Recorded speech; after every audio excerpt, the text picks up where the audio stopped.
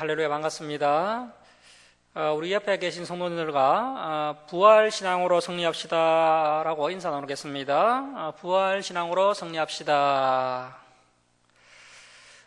오늘은 부활신앙이라는 제목으로 하나님 말씀 전가하겠습니다. 부활절은 이미 지났지만 코로나 바이러스로 인해서 오늘 부활절 감사 예배로 드리게 되었습니다. 이 말씀을 통해서 부활신앙을 굳건하게 세우는 시간이 되었으면 좋겠습니다. 이 고린도전서 15장은 부활장이라고 합니다. 사실 예수님의 성육신도 중요하고 또 예수님께서 우리의 죄를 사해 주시기 위해서 십자가에서 피 흘리신 것도 너무나도 중요합니다. 그렇지만 예수님께서 부활하시지 않으셨다면 예수님의 그 성육신과 십자가가 아무런 의미가 없게 됩니다. 그만큼 기독교 교리 중에서 이 부활이 중요한 영역을 차지하고 있습니다. 예수님의 부활 때문에 예수님의 성육신도 의미가 있게 된 것이고 또 십자가도 의미가 있게 된 것입니다. 예수님께서 죽음을 이기시고 부활하셨기 때문에 예수님을 믿는 우리도 이 부활을 소망할 수 있게 되었습니다. 자, 그래서 이 예수님의 부활은 매우 소중한 부분입니다. 이 예수님의 부활이 없었다면 우리는 아무런 희망과 소망이 없습니다. 예수님의 부활이 있어야 우리 역시 부활을 소망할 수가 있습니다. 고린도전서 15장 12절을 먼저 보시면 그 고린도 교회 성도들 중에서 부활이 없다라고 말한 성도가 있었다는 것입니다. 그래서 바울 사도가 이 고린도전서 15장을 쓰게 된 겁니다. 당시 고린도 교회 성도들 중에 일부 성도들이 부활이 없다라고 했는데요. 이렇게 말한 이유는 그들이 헬라 철학의 영향을 받았기 때문입니다. 당시에 그 시대 정신의 영향을 받은 것이죠. 그래서 저와 여러분도 오늘날의 이 시대 정신을 본받으면 안 됩니다. 오늘날은 부활이 없다라고 말을 하면 바로 이단 정죄를 받기 때문에 이런 말을 함부로 하는 목회자와 성도들은 없을 것입니다. 하지만 진리에서 벗어난 뉴에이지 또 신자유주의 또 인본주의 사상의 영향을 받은 목회자 성도들은 이 부활을 믿지 않습니다. 당시 고린도 교회 성도들 중에도 일부가 헬라 철학을 버리지 못하고 교회에 들어와서 부활이 없다라고 이야기한 성도가 있었다는 것입니다. 당시 그 헬라 철학은 이언론적 사고를 하고 있었는데요. 영은 선한 것이고 육은 악한 것이다. 그러니까 선한 영이 악한 육에 갇혀 있다라고 생각을 했습니다. 선한 영이 악한 육에 갇혀 있다. 그래서 죽음이라는 것은 선한 영이 악한 육체라는 감옥에서 해방되는 것이기 때문에 죽음이라는 것은 정말 기대할 만한 것이고 정말 사모할 만한 것이다. 이러한 사고를 헬라 철학에서 했던 것입니다. 그래서 죽음은 선한 영이 악한 육체에서 해방되는 것이다. 이렇게 죽음에 대해서 이제 철학적 사상을 완성시켜 놓았던 것이죠. 잘 아시다시피 사람이 본능적으로 가장 두려워하는 것이 이 죽음이기 때문에 헬라 철학자들은 이런 말도 안 되는 죽음의 철학을 완성시켜서 죽음의 공포를 극복하려고 했던 것입니다. 자, 이렇게 고린도 사람들이 죽음이라는 것은 영과 육의 분리다라고 배웠는데 어느 날 바울 사도가 와서 복음을 전파하기를 사람이 죽음으로 끝나는 것이 아니라 죽었던 육체가 다시 살아난다는 것입니다. 하지만 상당수 고린도 교회 성도들은 이 부활이 믿어지지 않았습니다. 특별히 당시 그 헬라 철학을 많이 공부한 성도일수록 이 부활을 믿지 못했습니다. 그래서 이제 바울 사도가 이 15장의 말씀을 기록한 것인데요. 고린도전서 15장 1절부터 11절까지는 예수 그리스도의 부활의 확실성에 대해서 이야기하고 있습니다. 예수 그리스도의 그 부활의 확실성. 예수 그리스도께서 분명히 부활하셨다는 이야기를 1절에서 11절까지 하고 있습니다. 자, 15장 1절 말씀 보시겠습니다. 형제들아, 내가 너희에게 전한 복음을 너희에게 알게 하노니. 자, 바울 사도가 1년 6개월 동안 고린도에서 복음을 가르쳤고 이제 이 편지로 다시 이 복음을 가르친다는 겁니다. 자, 계속 보시면 이는 너희가 받은 것이요 또 그 가운데 선 것이라. 고린도 교회 성도들이 바울 사도가 전한 복음의 기초 위에 굳게 서 있다는 것입니다. 자, 2절 말씀 보시면 너희가 만일 내가 전한 그 말을 굳게 지키고 헛되이 믿지 아니하였으면 그로 말미암아 구원을 받으리라. 자, 바울 사도가 전한 이 복음을 통해서 구원받을 수 있다는 것입니다.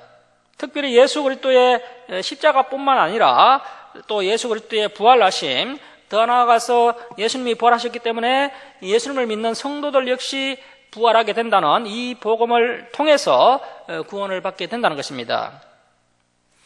자, 이제 3절 이하부터 부활의 세 가지 증거가 나오는데요. 바울은 그리스도의 부활이 환상이나 조작된 것이 아니고 너무나도 분명한 역사적 사실이다라고 하면서 부활의 증거 세 가지를 제시하고 있습니다. 먼저 3절에서 4절까지가 부활의 증거 1, 그 다음에 5절에서 8절이 부활의 증거 2, 그리고 이제 9절에서 11절이 부활의 증거 3이 되겠습니다. 자, 먼저 첫 번째 그 부활의 증거가 뭐냐면 구약 성경이야말로 부활의 증거라는 것입니다. 자, 15장 3절 말씀 보십시오. 내가 받은 것을 먼저 너희에게 전하였노니 이는 그 구약 성경대로 그리스도께서 우리 죄를 위하여 죽으시고, 예수님의 죽으심과 부활하심은 초대교회의 두 가지 핵심 설교였습니다. 그래서 예수 그리스도께서 십자가에서 피를 흘리심으로 우리의 모든 죄를 해결해 주셨다. 이것을 믿고 고백하는 것이 매우 중요합니다. 그래서 성경대로 그리스도께서 우리 죄를 위하여 죽으시고, 자, 4절 말씀 보시면 장사 지낸 바 되셨다가 성경대로 사흘 만에 다시 살아나사, 예수 그리스도께서 사망 권세를 이기시고 사흘 만에 다시 부활하셨다는 것입니다. 자, 그래서 예수님을 믿는 우리 역시 나중에 부활하게 될 것을 믿는 것이 우리의 중요한 신앙 고백입니다. 자, 그래서 현재 바울 사도는 그리스도의 죽으심과 부활하심은 돌발적인 사건이 아니고 택한 백성들을 구원하기 위해서 오래전부터 계획된 하나님의 치밀한 계획과 섭리였다라고 이야기하고 있습니다. 그래서 그 결정적인 증거가 구약 성경의 수많은 메시아 예언들이 바로 그 증거라고 이야기하고 있습니다. 자, 그래서 부활이라는 놀라운 역사가 우연히 돌발적으로 일어난 것이 아니라 구약 성경에 예언되어 있었고 그 예언대로 예수 그리스도께서 부활하신 것이다. 그래서 이 구약 성경이야말로 부활의 첫 번째 증거다라고 바울 사도가 지금 이야기하고 있습니다. 자, 이제 두 번째 증거가 나오는데요. 두 번째 증거는 그 그리스도의 부활의 목격자가 많이 있다는 것입니다. 자, 5절 말씀 보십시오. 게바, 베드로죠. 베드로에게 보이시고 후에 12제자에게와 그 후에 500여 형제에게 일시에 보이셨나니 그 중에 지금까지 대다수는 살아있고 어떤 사람은 잠들었으며. 자, 신학자들은 이 500여 제자들이 부활하신 예수님을 본 장소가 감람산이다라고 이야기하고 있습니다. 예수님께서 감람산에서 구름을 타고 성천하실 때 이 500여 제자들이 그 모습을 보았던 것이죠. 자, 그리고 바울 사도는 성도들의 죽음을 잠들었다라고 이야기하고 있습니다. 잠들었다는 것은 다시 깨어난다는 것이죠. 그래서 우리 성도들에게 있어 이 죽음은 잠을 자는 것과 같습니다. 자, 7절 말씀 보십시오. 그 후에 야고보에게 보이셨으며, 이 야고보는 예수님의 친동생 야고보입니다. 자, 그 후에 야고보에게 보이셨으며 그 후에 모든 사도에게와, 자, 이렇게 베드로와 또 12제자 그리고 500여 성도와 또 예수님의 동생, 친동생 야고보가 부활의 목격자였고, 그들 가운데 상당수가 이제 바울 사도가 이 편지를 쓸 당시에도 살아 있었다는 것입니다. 이것이야말로 부활의 결정적인 두 번째 증거라는 겁니다. 자, 이제 부활의 세 번째 증거가 나오는데요. 세 번째 증거는 바로 바울 자신입니다. 자, 8절 말씀 보시면 맨 나중에 만삭되지 못하여 난 자 같은 내게도 보이셨느니라. 자, 맨 나중에 조산한 자 같은 바울 사도에게도 보이셨다는 것입니다. 바울이 이제 다메섹 도상에서 부활하신 주님을 만났던 사건을 지금 이렇게 언급하고 있는 것인데요. 자, 여기에서 만삭되지 못하여 난 자라는 표현은 바울 자신의 부족한 점을 이렇게 표현하고 있는 것입니다. 전에도 이제 말씀을 들었듯이 바울의 외모가 참으로 볼품없었습니다. 키도 작았고 또 얼굴도 아주 못생겼고요. 더군다나 또 지병까지 있었죠. 또한 다른 사도들은 일찍이 예수님을 따랐지만 바울은 오히려 예수님을 따르는 성도들을 핍박하다가 뒤늦게 예수님의 부름을 받아서 사도가 되었기 때문에 바울은 자신이 매우 부족한 사람이다라고 하면서 자신의 겸손함을 이러한 표현으로 이제 이야기하고 있는 것입니다. 자, 9절 말씀 보십시오. 나는 사도 중에 가장 작은 자라 나는 하나님의 교회를 박해하였으므로 사도라 칭함받기를 감당하지 못할 자니라. 누구보다도 교회를 핍박했던 바울이 이렇게 주님을 위하여 목숨 바치는 사도가 된 것 자체가 예수 그리스도의 부활의 결정적 증거라는 것입니다. 자, 10절 말씀에는 바울 사도의 아주 수준 높은 고백이 나오는데요. 10절 우리 함께 읽겠습니다. 시작. 그러나 내가 나된 것은 하나님의 은혜로 된 것이니 내게 주신 그의 은혜가 헛되지 아니하여 내가 모든 사도보다 더 많이 수고하였으나 내가 한 것이 아니요 오직 나와 함께 하신 하나님의 은혜로라. 자, 바울 사도는 하나님의 은혜를 3번이나 언급하고 있습니다. 이것은 자신이 생각하기에 도저히 불가능한 일이 하나님의 은혜로 말미암아 이루어졌다는 바울 사도의 탄성입니다. 교회와 성도들을 핍박하던 자신이 그리스도인이 된 것만 해도 참 기적 같은 일인데 단순한 그리스도인이 아니라 사도가 되어서 불신자를 그리고 또 이렇게 불신자를 그리스도인 되게 하는 이 부활 복음을 전하니까 이것이 바로 놀라운 하나님의 은혜요. 또 바울 자신의 노력이나 힘으로는 도저히 될 수 없는 그런 놀라운 일이라는 것입니다. 자, 그래서 바울 사도는 내가 나된 것은 하나님의 은혜로 된 것이다. 자, 그래서 우리 역시도 하나님의 놀라운 은혜를 이미 받았습니다. 우리가 그 하나님의 은혜를 헛되이 아니하도록 해야 됩니다. 하나님의 은혜를 헛되지 않도록 하는 것이 뭘까요? 우리가 더 많이 수고하는 것이죠. 그것이 하나님의 사랑과 은혜에 보답하는 우리의 마땅한 모습입니다. 우리 역시 주님을 위해서 열심히 충성한 후에 이 바울 사도와 같은 고백을 해야 됩니다. 자, 11절 말씀 보십시오. 그러므로 나나 그들 그 다른 사도들이나 이같이 전파하며 너희도 이같이 믿었느니라. 자, 이제 12절부터 19절은 이제 성도의 부활의 확실성입니다. 성도의 부활의 확실성. 앞에서는 그리스도의 부활의 확실성에 대해서 이야기했고 이제 성도의 부활의 확실성에 대해서 이야기하는데요. 그리스도의 부활이 확실하기 때문에 성도의 부활도 확실하다는 것입니다. 자, 12절 말씀 보십시오. 그리스도께서 죽은 자 가운데서 다시 살아나셨다 전파되었거늘 너희 중에서 어떤 사람들은 어찌하여 죽은 자 가운데서 부활이 없다 하느냐. 만일 죽은 자의 부활이 없으면 그리스도도 다시 살아나지 못하셨으리라. 자, 그러니까 성도의 부활을 기대하지 않고 거부하는 것은 곧 예수의 부활을 받아들이지 않고 거부하는 것과 같다는 것입니다.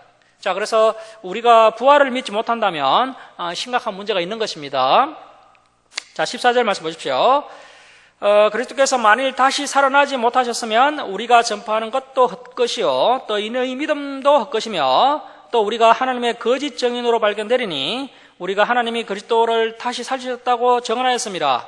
만일 죽은 자가 다시 살아나는 일이 없으면 하나님이 그리스도를 다시 살리지 아니하셨으리라. 자, 성도들이 그 성도의 부활을 부정할 경우에 동반되는 결과들이 참 엄청납니다.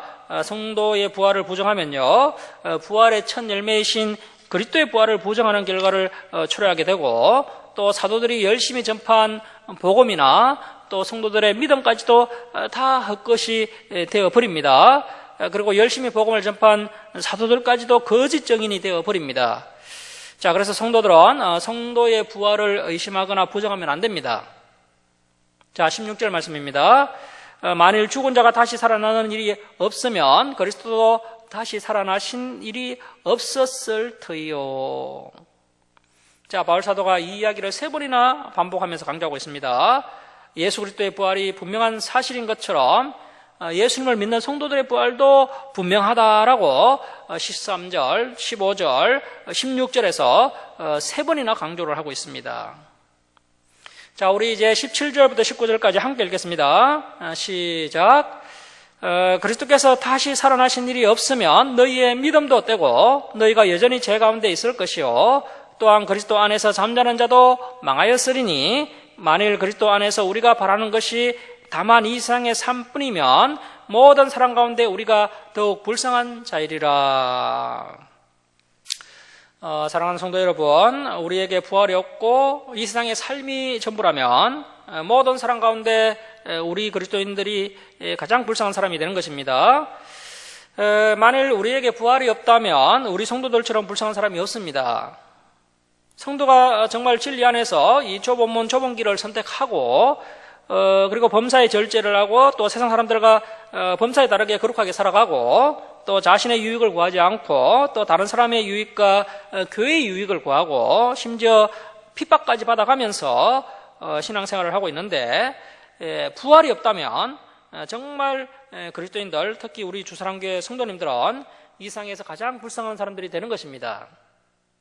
자, 그래서 바울 사도는 그리스도인들이 세상에서 이렇게 손해를 보고 희생하면서 살아가고 있는데 누가 감히 부활이 없다고 하느냐 하면서 부활이 없다라고 이야기하는 자들에게 강하게 성도의 부활의 확실성을 주장하고 있습니다.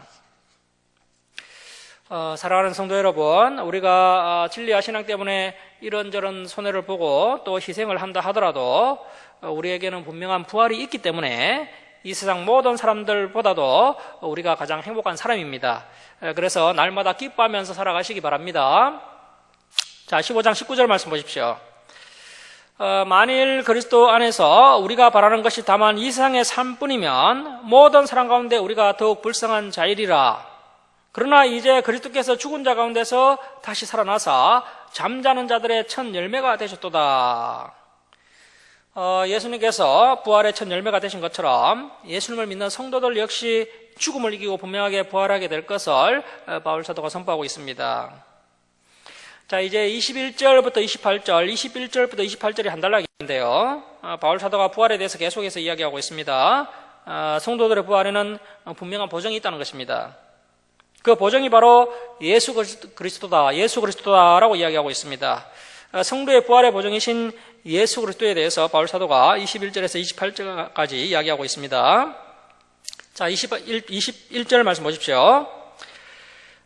사망이 한 사람 아담이죠. 아담으로 말미암았으니 죽은 자의 부활도 한 사람 예수님입니다. 예수님으로 말미암는도다. 아담 안에서 모든 사람이 죽은 것 같이 그리스도 안에서 모든 사람이 삶을 얻으리라. 자, 인류의 조상 아담이 하나님의 말씀에 불순종함으로 죄를 지었고 그 죄로 말미암아 이제 모든 인간에게 죽음이 임하게 되었습니다. 그리고 예수 그리스도께서 모든 인간의 죄를 대신해서 십자가에 의해서 죽으시고 부활을 하셨고 그 예수님으로 인해서 예수님을 믿는 모든 성도들이 부활하게 된다는 것입니다. 자, 그래서 저와 여러분은 예수 그리스도 안에서 영원한 삶을 누리게 될 날을 믿고 우리가 이제 이 영생을 바라보면서 살아가야 됩니다. 그런데 이러한 역사들이 질서 없이 일어나는 것이 아니라 질서 있게 차례대로 일어나게 될 것이라고 이제 말씀하고 있습니다. 자, 23절 말씀 보십시오. 그러나 각각 자기 차례대로 되리니, 그래서 우리가 차례대로 이제 부활하게 되는데요. 시간 순서대로 이제 이러한 부활이 있게 됩니다. 자, 먼저는 첫 열매인 그리스도요. 다음에는 그가 강림하실 때 그리스도에게 속한 자 성도요. 그래서 예수님께서 첫 번째로 부활하셔서 부활의 첫 열매가 되셨습니다. 그 다음에 이제 예수님께서 강림하실 때 우리 성도들이 다시 부활을 한다는 것입니다. 자, 그래서 부활의 사건이 동시에 일어나는 것이 아니고 차례대로 일어난다는 것입니다. 먼저 십자가에 죽으신 예수 그리스도께서 이제 사흘 만에 부활을 하셨고 또 예수 그리스도께서 이제 강림하실 때, 재림하실 때 예수님을 믿는 성도들이 부활을 하게 되고 그리고 또 그 이후에 불신자들이 또 심판의 부활을 하게 됩니다.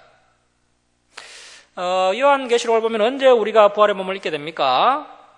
마지막 7번째 나팔을 불 때 죽었던 성도들이 먼저 부활의 몸을 입게 되고 그때 이제 살아있는 성도들은 또 이제 영광의 몸으로 변화되어서 그 죽음에서 부활한 성도들과 함께 공중으로 들림받게 됩니다. 그래서 이제 공중에서 주님을 영접하게 됩니다.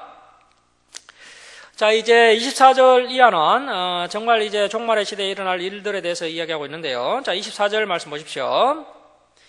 그 후에 마지막이니, 그래서 이제 정말 마지막 때가 되면 그가 예수 그리스도가 모든 통치와 모든 권세와 능력, 자, 여기서 이 모든 통치와 모든 권세와 능력은 그 마귀와 귀신들과 또 그 마귀와 귀신들 편에 붙어 있는 사람들을 다 포함한 것입니다. 그래서 마귀의 세력으로 볼 수 있죠. 마귀의 세력. 그래서 마귀의 세력을 멸하시고, 자, 마지막 때가 되면 예수님께서 이 마귀의 세력을 다 심판하신다는 것입니다.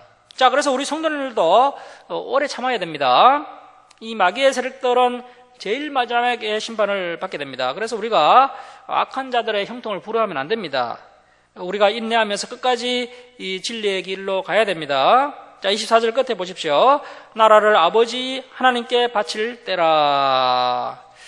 자, 이 나라는 하나님의 나라고 또 완전히 새로워진 새하늘과 새 땅입니다. 자, 그 요한계시록을 보면요, 예전 것은 다 지나가고 완전히 새로운 땅과 새로운 하늘이 이 땅에 있게 되고, 그때 마치 그 천국의 수도 같은 새 예루살렘 성이 하늘로부터 내려오는 장면이 요한계시록에 기록되어 있습니다. 그 하나님의 나라를 예수님께서 하나님 아버지께 바친다는 것입니다. 자, 그래서 예수님께서 주도적으로 새하늘과 새 땅을 준비하신 다음에 하나님께 바치시는데, 그 전에 모든 마귀의 세력을 예수님께서 다 멸하신다는 것입니다. 자, 25절 말씀 우리 함께 읽겠습니다. 시작. 그가 모든 원수를 그 발 아래에 둘 때까지 반드시 악노릇하시리니. 자, 여기서 그는 성부 하나님이죠. 성부 하나님이 모든 원수를 그 예수님의 발 아래에 둘 때까지, 그래서 이제 반드시 예수님께서 악노릇 하시면서 이러한 구원의 역사를 이끌어 가신다는 것입니다. 예수님께서 하나님의 나라를 하나님께 바칠 때까지 상당 기간 치열한 영적 전쟁이 진행되게 될 것입니다. 그때 이제 예수님께서 왕이 되셔서 모든 악의 세력을 도말하시고 또 그리스도의 발 아래 굴복하게 하신다는 것입니다. 자, 그래서 분명하게 예수님께서 악노릇 하시게 되고 또 24절에서 보신 것처럼 모든 악의 세력이 심판을 받게 된다는 것입니다. 자, 지금 이 시대는 영적 전쟁이 치열하게 일어나고 있는 시대죠. 지금은 오히려 이 영적 전쟁에서 교회가 패배할 것처럼 보입니다. 그리고 또 요한계시록을 봐도 성도와 교회는 배도와 배교의 시대를 맞이하게 되고 점점 약화되게 됩니다. 그런데 놀라운 것은 이 전쟁의 결론은 반드시 예수 그리스도께서 이기신다는 것입니다. 자, 여러분, 마지막 때가 되면 교회가 이기고 성도가 이기는 것이 아닙니다. 오늘날 그 오순절 교단이나 은사주의자들은 성도가 이긴다라고 주장을 하는데요. 성경을 면밀히 보면 성도는 마귀의 세력을 이길 수가 없습니다. 결국 예수 그리스도께서 강권적으로 개입하셔서 그 영적 전쟁에서 이 악의 세력을 도말하시면서 세상의 종말이 오게 되는 것입니다. 그래서 마침내 우리 성도들이 예수님으로 인해서 이 영적 전쟁에서 승리하게 되는 것입니다. 자, 15장 26절 말씀 보십시오. 맨 나중에 멸망받을 원수는 사망이니라. 자, 이 사망을 의인화시켜서 바울 사도가 이야기하고 있는데요. 인간이 타락해서 악한 죄를 지었을 때는 사망이 기다리고 있습니다. 이 죄는 곧 사망입니다. 하지만 예수 그리스도께서 이 죄 문제를 완전히 해결해 주셨습니다. 그래서 예수님께서 죽음마저 굴복시키시고 우리 성도들을 부활시키십니다. 또 심지어 이제 불신자들도 부활하게 됩니다. 그런데 이 불신자들은 부활의 몸을 입고 유황 불못에 던져지게 됩니다. 육신을 입고 지옥 가게 됩니다. 그래서 천국도, 진짜 천국도, 또 진짜 지옥도 이 부활의 몸을 입고 가는 것입니다. 이것이 성경적입니다. 결국 제일 마지막이 되면요, 그리스도께서 죽음마저 굴복시키시고 우리 성도들을 부활시키셔서 우리에게 영원한 생명을 허락하시게 된다는 것입니다. 여러분, 우리가 이 땅에서 많이 살아봐야 8, 90입니다. 하지만 우리 성도들에게는 저 하늘나라에서 영원한 생명이 주어지게 된다라고 성경은 말씀하고 있습니다. 사람에게는 여러 가지 공포와 두려움이 있지만 그런 것들을 또 추적해 보면요, 결국 하나로 만나게 됩니다. 그것이 바로 이 죽음의 공포입니다. 이 죽음의 공포야말로 사람들의 근원적인 공포고 두려움입니다. 자, 그런데 그때가 되면 이 죽음의 공포와 두려움도 다 사라지게 된다는 것이고, 그야말로 하나님의 나라는 눈물도 없고 아픔도 없고 고통도 없는, 어떤 공포와 두려움도 없는 오직 기쁨과 희락과 감사, 즐거움만 가득한 세상이 이제 저와 여러분에게 이렇게 준비되어 있다는 것입니다. 자, 그래서 분명히 마지막 때가 올 것이고, 마지막 때가 되면 성도들은 부활의 몸을 입게 될 것이고, 그리고 더 나중에 되면 이 마귀의 세력과 죽음조차도 예수님께 굴복하게 된다는 것입니다. 결국 모든 것이 이 마지막 때에 하나님께 복종하게 될 것임을 성경은 말씀하고 있습니다. 자, 그래서 20절에서 26절의 핵심은 세 가지입니다. 첫 번째는 예수님께서 부활의 첫 열매가 되셨다는 것입니다. 두 번째는 부활의 첫 열매이신 예수님처럼 우리 성도들도 반드시 부활하게 된다는 것입니다. 자, 그리고 세 번째는 이제 마지막이 되면 악의 세력과 죽음까지도 예수님께 굴복하게 된다는 것입니다. 그래서 우리가 부활의 보증이신 예수 그리스도를 믿고 이 부활 신앙을 가지고 담대하게 살아가야 됩니다. 자, 이제 29절부터 34절은 부활 신앙을 가진 성도들의 삶에 대해서 이야기하고 있는데요. 부활 신앙을 가진 성도들의 삶이 어떠해야 하는지에 대해서 이야기하고 있습니다. 자, 우리 29절 말씀 함께 읽겠습니다. 시작. 만일 죽은 자들이 도무지 다시 살아나지 못하면 죽은 자들을 위하여 세례를 받는 자들이 무엇을 하겠느냐? 어찌하여 그들을 위하여 세례를 받느냐? 자, 내용이 참 어렵죠. 어려운 구절인데요. 이 말씀을 좀 쉽게 다시 해석을 해보겠습니다.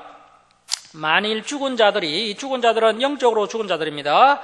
영적으로 죽은 자들은 믿지 않는 불신자들을 이야기하는 것이죠. 자, 그래서 이 불신자들이 도무지 다시 살아나지 못하면 죽은 자들, 그 불신자들을 위하여 세례받는 자들. 자, 이 불신자들을 위하여 세례받는 것이 뭐냐면요. 이 세례는 고난을 의미합니다. 고난. 저와 여러분이 세례를 받았지 않습니까? 그런데 그 세례의 의미가 죽는다는 의미죠. 죽는다는 의미. 그래서 내가 죽는다. 여기서 이제 바울 사도가 그 의미를 가지고 이제 세례라고 쓴 것입니다. 자, 그래서 불신자들을 위하여 고난의 세례를 받는 자들이 무엇을 하겠느냐? 어찌하여 그들을 위하여 세례를 받느냐? 자, 그래서 이 불신자들을 위해서 바울 사도가 그 바울 사도와 같은 전도자들이 이 불신자들에게 진리를 전가하기 위해서 왜 그렇게 고난을 당하고 목숨을 바치느냐, 그 이야기죠. 그래서 부활 신앙을 가진 성도는 불신자들을 전도하기 위해서 많은 고난을 받습니다. 우리가 불신자들을 구원하기 위해서, 영혼 구원을 위해서 여러 가지 고난을 받는 것이 지극히 당연한 것입니다. 이러한 고난의 삶이 이 부활 신앙을 가진 성도들의 삶이라는 것입니다. 자, 그런데 예수님을 믿는다고 하면서 다른 사람들에게 전도도 하지 않고 고난을 회피하고 편안한 삶만 누리려고 한다면 결코 부활 신앙을 가진 성도의 삶이라고 할 수가 없습니다. 자, 여러분, 우리는 이 고난을 두려워하면 안 됩니다. 아직도 이 진리를 알지 못하는 사람들에게 하나님의 말씀을 전하고 가르치는 일 때문에 고난을 받는 것이야말로 부활 신앙을 가진 성도들의 바른 모습이라고 할 수 있습니다. 자, 30절 말씀 보십시오. 또 어찌하여 우리가 언제나 위험을 무릅쓰리요. 자, 지금 이 바울 사도가 이 고린도전서를 쓸 때 에베소에서 사역하고 있는 중인데요. 바울 사도가 2차 전도여행 때 고린도 교회를 개척했습니다. 1년 6개월 동안 고린도 교회 성도들에게 성경을 가르쳐서 이 고린도 교회를 개척했고, 지금은 이제 3차 전도여행을 시작한 상태죠. 현재 에베소에서 머물고 있는 바울이 그 고린도 교회에게 아주 심각한 문제가 생겼다는 것을 알고 이 고린도전서를 쓴 것이기 때문에 이 고린도 교회를 개척한 지 지금 한 3년 정도 지난 시점에서 이러한 이야기를 하고 있는 것입니다. 그래서 이제 바울 사도가 지금까지 긴 전도 여정 가운데 언제나 위험을 무릅썼다는 것입니다. 자, 그래서 위험하면 가지 않겠다, 이런 태도는 결코 옳은 태도가 아니라는 것입니다. 물론 그렇다고 해서 무작정 아무런 상황 파악이 되지 않았는데 가야 된다라는 것은 아니지만, 우리가 분명히 명심해야 할 것은 하나님의 나라 확장을 위해서 이 복음을 전파할 때 위험을 무릅쓰는 것이 성도들의 기본적인 자세다라는 것입니다. 자, 그래서 여러분, 우리의 부활 신앙은 감정적인 이론이 아닙니다. 현실의 삶과 상관없는 추상적이고 비상적인 개념이 아니라는 것입니다. 이 부활 신앙은 현실의 실제적인 위협과 어려운 문제들 앞에서도 두려워하지 않도록 한다는 것입니다. 자, 그래서 이 부활 신앙이야말로 여러 어려움들을 극복하게 하는 살아있는 실제적인 힘입니다. 지금 바울 사도가 그러한 이야기를 하고 있는 것입니다. 자, 바울 사도는 지금 이 부활 신앙이 자신의 전도 여행을 할 때 실제적인 힘이 되었음을 고백하고 있습니다. 우리가 잘 아는 것처럼 바울 사도가 하나님 나라 확장을 위해서 얼마나 많은 어려운 일을 당하였습니까? 온갖 어려운 일을 당했는데 바울 사도는 힘이 든다고 결코 이 전도 사역을 포기하지 않았습니다. 바울은 부활 신앙이 이론이 아니었습니다. 부활신앙은 실제적인 능력이 없고 어려운 문제를 이겨나가는 힘의 언천이었습니다. 우리가 그동안 이 진리의 길을 걸어오면서 이런저런 어려움들을 만났습니다. 그리고 앞으로도 우리가 이 진리의 길을 가면서 온갖 어려움에 직면하게 될 것입니다. 그럴 때 이 부활신앙으로 이 모든 어려움들을 극복하고 끝까지 나아갈 수 있기를 바랍니다. 문제와 시험 앞에서 이 부활신앙이 우리의 능력과 힘이 되어야 됩니다. 자, 31절 말씀 우리 함께 읽겠습니다. 시작. 형제들아, 내가 그리스도 예수 우리 주 안에서 가진 바 너희에 대한 나의 자랑을 두고 단언하노니 나는 날마다 죽노라. 자, 나는 날마다 죽노라. 부활신앙을 가진 성도의 삶의 태도가 어떠해야 한다는 것입니까? 날마다 죽어야 한다는 것입니다. 자, 여러분 부활을 소망하십니까? 부활을 소망하는 자는 죽어야 합니다. 죽지 않고는 부활할 수가 없습니다. 마지막 때에 죽는 그 죽음뿐만 아니라 우리의 삶 가운데 하나님 나라를 위해서, 또 진리를 위해서, 이 교회를 위해서, 또 타인을 위해서, 복음을 위해서 실제적으로 내가 죽어야 부활하게 되는 것입니다. 진리를 위해서 죽고, 주님을 위해서 죽고, 교회를 위해서 죽고, 하나님 나라를 위해서 죽고, 다른 성도들을 위해서 죽고, 또 이웃을 위해서 죽고, 계속해서 날마다 자신을 죽이는 것이야말로 부활 신앙을 가진 성도의 마땅한 삶의 태도라는 것입니다. 자, 32절 말씀입니다. 내가 사람의 방법으로 에베소에서, 자, 이제 현재 바울 사도가 에베소에 있는데요. 에베소에서 맹수와 더불어 싸웠다면, 자, 현재 바울 사도가 에베소에서 사역을 하면서 죽음의 위협을 많이 만났는데 그것을 맹수와 더불어 싸웠다라고 표현하고 있습니다. 그만큼 참 두렵고 위험한 상황 가운데로 바울 사도가 많이 내몰렸던 것인데요. 자, 계속 보시면 내가 무슨 유익이 있으리요? 죽은 자가 다시 살아나지 못한다면. 자, 여러분, 죽은 자가 다시 살아나지 못한다면 바울 사도가 수고한 이 수고가 무슨 의미가 있겠습니까? 자, 그런데 바울 사도가 죽음의 위협을 물었으면서 담대하게 이 전도자의 길, 이 진리의 길을 가는 그 힘의 언천이 무엇이라는 것입니까? 바로 이 부활 때문이라는 겁니다. 죽은 자가 다시 살아나지 못한다면, 성도의 그 부활이 없다면 내일 죽을 터이니 먹고 마시자 하리라. 부활이 없다라고 생각하는 사람들은 하나같이 세상적 쾌락과 즐거움에 빠져 살아가게 됩니다. 여러분, 성도에게 이 부활신앙 내세관이 분명하지 않으면 몇 년 정도는 열심히 신앙생활 할 수 있습니다. 하지만 시간이 지남에 따라 마치 그 풍선에 바람이 빠지듯이 그 신앙에 힘이 없어지면서 다시 세상적인 쾌락을 추구하기 시작합니다. 더 좋은 집, 더 좋은 차, 더 맛있는 음식, 더 안락한 삶 같은 이상의 것을 추구하는 방향으로 가게 된다는 것입니다. 자, 33절 말씀 우리 함께 읽겠습니다. 시작.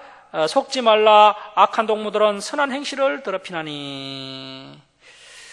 성도 여러분, 속지 마시기 바랍니다. 세상 사람들이 추구하는 것을 추구하다 보면요, 결국에는 우리가 죄만 짓게 되고 멸망의 길로 가게 됩니다. 절대 속으면 안 됩니다. 자, 34절 말씀 보십시오. 깨어 의를 행하고. 자, 여러분이 깨어 있는 것이 뭡니까? 의를 행하는 것이 깨어 있는 것입니다.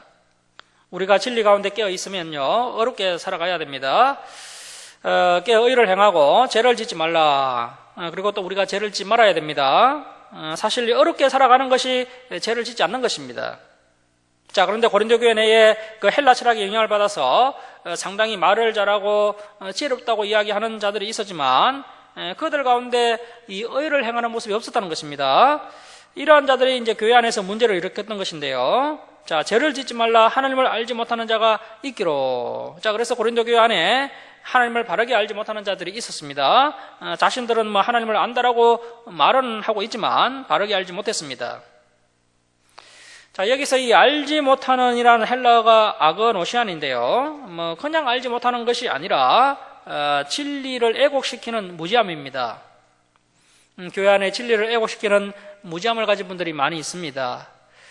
물론 우리가 그럼에도 불구하고 선으로 악을 이기고 사랑으로 그들을 참고 기다려 주어야 하겠지만 참 안타깝게도 교회 안에서 진리를 왜곡시키는 무지함을 가진 사람들이 있습니다. 하나님을 알지 못하면서 하나님을 아는 큰 지식이 있는 것처럼 교만을 떠는 성도들이 고린도 교회 안에 있었다는 것입니다. 자, 34절 중반절 계속 보시면 하나님을 알지 못하는 자가 있기로 내가 너희를 부끄럽게 하기 위하여 말하노라. 이 고린도 교회 성도들 가운데 부활을 부정하고 그래서 내일 죽을 터이니 오늘 먹고 마시다라고 이야기하는 성도들이 있었는데 이러한 행위는 하나님의 진리를 왜곡시키는 심각한 무지함이고 제약입니다. 그래서 바울 사도가 이러한 자들을 엄하게 책망하고 있습니다. 자, 여러분, 인간의 한 가지 본능이 있습니다. 그것은 인간이 그 보상이 없으면 일을 하지 않는다는 것입니다.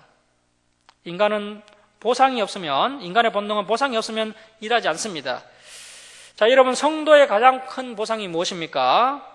이 바울 사도는 분명히 부활과 영원한 생명이다라고 말씀하고 있습니다. 바울 사도가 세상적인 즐거움과 쾌락을 포기하고 또 수많은 죽음의 위협에도 불구하고 끝까지 전도자의 길을 갈 수 있었던 것은 그에게 부활과 영생, 천국에 대한 분명한 소망이 있었기 때문입니다. 우리에게도 이러한 분명한 보상이 있습니다. 자, 이제 35절에서 49절에는 이제 성도가 부활하게 되는데 성도가 부활할 때 어떤 몸을 입게 되는지에 대해서 이야기하고 있습니다. 바울 사도는 성도가 부활할 때 안전히 다른 몸을 입게 된다라고 이야기하고 있습니다. 그래서 우리 성도님들이 부활할 때 안전히 다른 몸을 입게 될 것입니다. 자, 그래서 우리가 이 부활을 소망하고 기대해야 됩니다. 자, 고린도전서 15장 35절 말씀 보시겠습니다. 누가 묻기를 죽은 자들이 어떻게 다시 살아나며 어떠한 몸으로 오느냐 하리니. 자, 마지막 때 성도들이 어떻게 다시 부활하며 어떠한 몸을 입고 부활하게 될 것인지 이번 단락에서 이제 바울 사도가 설명하고 있는데요. 먼저 36절에서 38절은 바울 사도가 식물을 예로 들면서 부활의 몸에 대해서 설명하고 있습니다. 그 씨가 죽음의 과정을 통해서 새로운 형태로 다시 살아나듯이 우리도 죽음을 통해서 새로운 몸으로 부활하게 된다는 것입니다. 자, 그래서 우리 성도들에게는 이 죽음이라는 것이 공포의 대상, 두려움의 대상이 아니라 죽음은 부활이라는 더 좋은 길을 가기 위한 필연적 과정이라는 것입니다. 항상 우리의 마음속에 성도의 죽음은 부활을 위한 필연적 과정이다라고 생각을 하고 죽음을 불신자들과는 다른 개념으로 받아들이는 성도가 되어야 됩니다. 보잘것없는 작은 씨앗을 땅에 뿌렸는데 장래의 아름드리 나무처럼 놀라운 형체를 가지는 것이 자연의 이치라는 것입니다. 뿌려진 씨앗이 땅에서 죽은 후에 자라는 아름다리 나무는 전혀 다른 모습이라 할지라도 별개의 다른 개체가 아닙니다. 왜냐하면 자라난 나무는 그 씨앗에서 비롯되었기 때문이죠. 바울 사도는 이러한 현상이 죽은 자의 부활에 적용할 수 있는 원리라고 이야기하고 있습니다.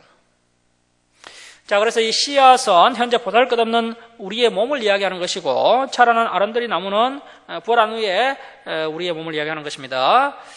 현재 우리가 입고 있는 이 보잘것없는 몸과 또 부활 후에 입게 될 그 영광의 몸은 완전히 다른 모습이라는 것입니다. 우리 성도님들이 이제 마지막 나팔 불 때 부활해서 서로 만나게 되면 아마도 깜짝 놀라게 될 것입니다.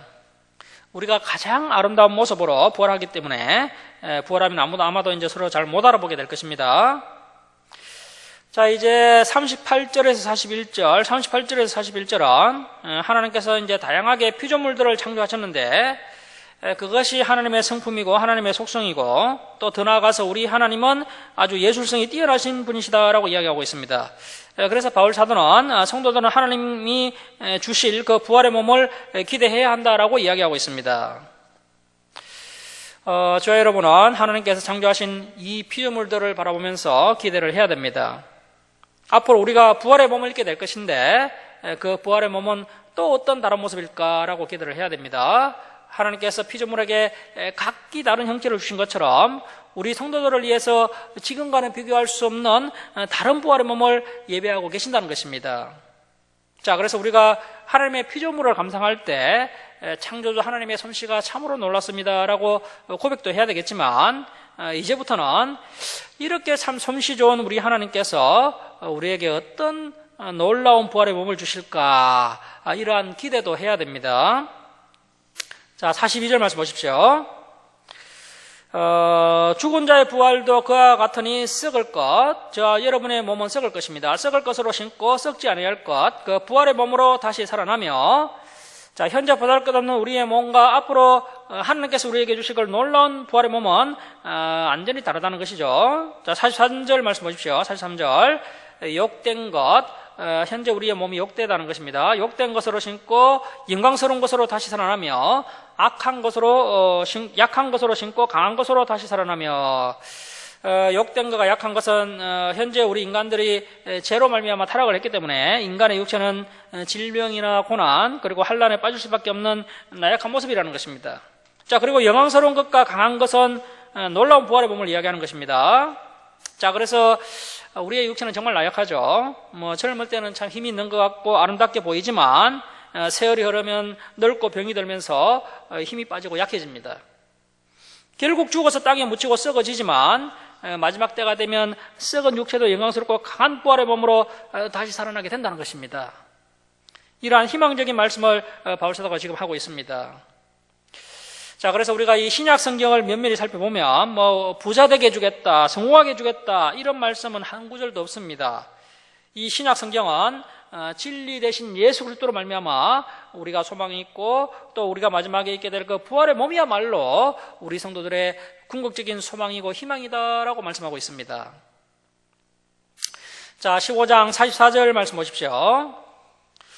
육의 몸으로 신고 신령한 몸으로 다시 살아나니 육의 몸이 있은즉 또 영의 몸도 있느니라. 자, 그래서 죽은 성도가 예수님의 재림 때 다시 신령한 부활의 몸을 입게 된다는 것입니다. 자, 그렇다면 부활의 몸이 본래 자신인가 아니면 새로운 존재인가라는 생각을 우리 성도님들이 하게 될 텐데요. 비록 몸은 전혀 다른 형태를 지내게 될지라도요, 우리의 의식 또 자아 정체성은 여전히 동일하다는 것입니다. 자, 45절 말씀 보십시오. 기록된 바 첫사람 아담은 생명, 이 생명은 육적인 생명을 가진 존재라는 것이죠. 자, 생명이 되었다 한것 같이 마지막 아담은 예수님입니다. 예수님은 살려주는 영이 되었나니. 자, 그래서 우리가 예수님 때문에 이제 부활의 몸을 입게 되고 영원한 생명을 소유하게 되었다는 것입니다. 그래서 예수님이 우리에게 진리의 생명이 되시는 너무나도 소중한 분이십니다. 자, 이제 46절부터 49절은 크게 해석할 것이 없습니다. 이제 간단하게 한번 말씀을 드리면요.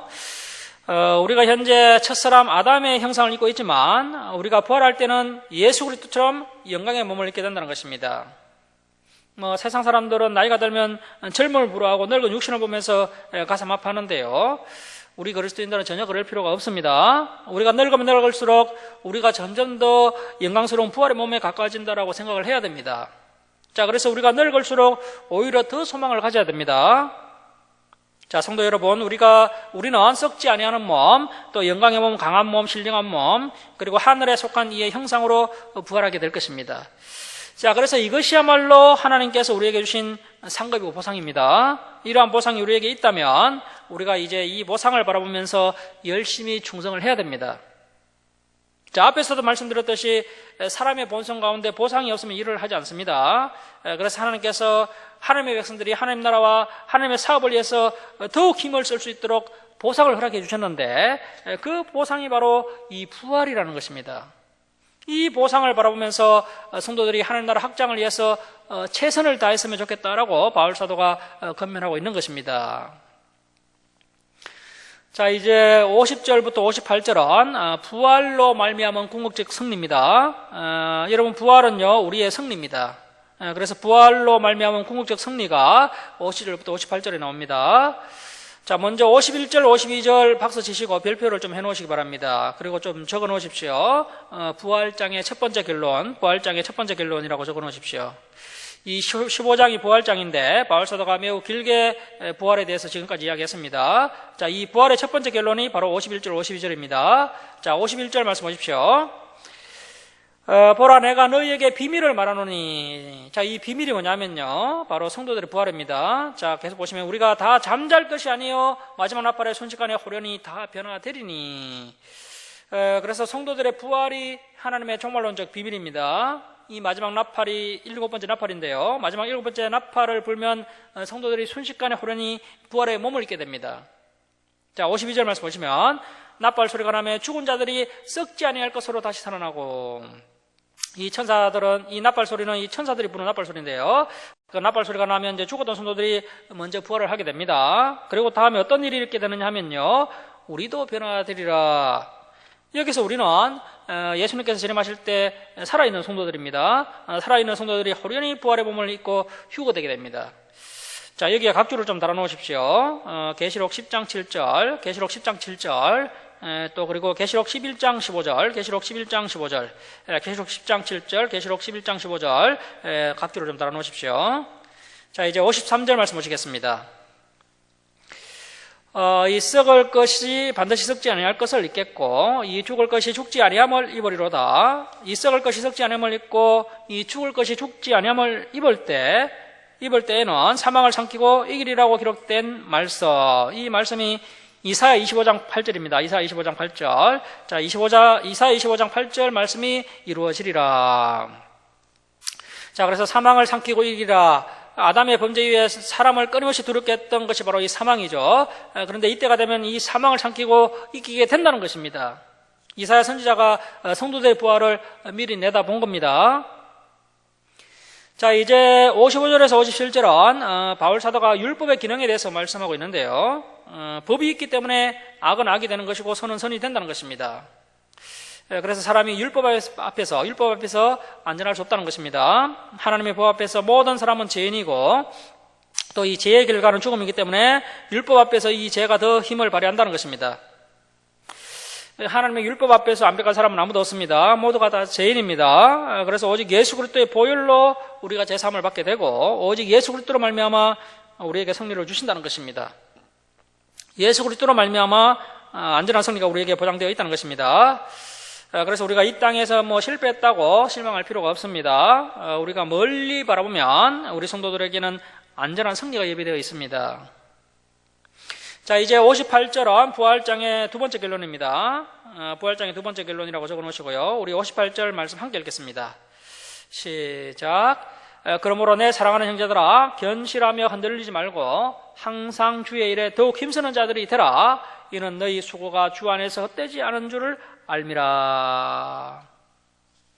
자, 여러분, 우리가 무엇을 바라보고 견실하고 흔들리지 말아야 합니까? 바로 이 부활을 바라보면서 우리가 견실하고 흔들리지 말아야 됩니다. 우리가 부활을 바라보면 우리의 믿음이 견고해질 수가 있습니다. 우리가 이 땅만 바라보면요, 속을 수 있습니다. 자, 그리고 이 세상 유행에 의해서 우리가 이제 쉽게 흔들릴 수가 있습니다. 하지만 우리가 이 부활을 바라보면요, 견실하고 흔들리지 않게 됩니다. 바울 사도가 왜 이런 이야기를 하느냐면요, 현재 고린도 교회 성도들이 부활에 대한 확신을 갖지 못하고 헬라 철학, 세상 이제 그 철학에 물들어서 부활이 없다라고 하면서 지금 흔들리고 있기 때문입니다. 바울 사도가 항상 주의 일에 더욱 힘쓰는 자들이 되라고 권면을 하고 있습니다. 여기서 주의 일이 뭡니까?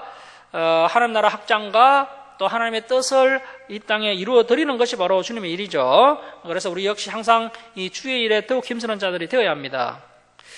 말씀을 마치도록 하겠습니다. 사랑하는 성도 여러분, 오늘 이 부활 신앙을 굳건하게 세우시기 바랍니다.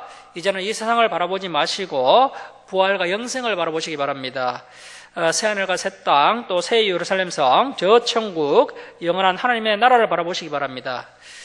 그곳에서 받게 될 그 영원한 상급과 또 영광의 면류관, 또 형연할 수 없는 그 행복과 만족을 바라보면서 이 모든 고난을 다 이겨내시고 또 열심히 하나님의 일에 힘을 쓰는 우리 모두가 될 수 있기를 주님의 이름으로 축원합니다. 자, 기도하겠습니다. 사랑의 하나님 아버지, 오늘도 저희들에게 귀한 말씀을 주시니 감사드립니다.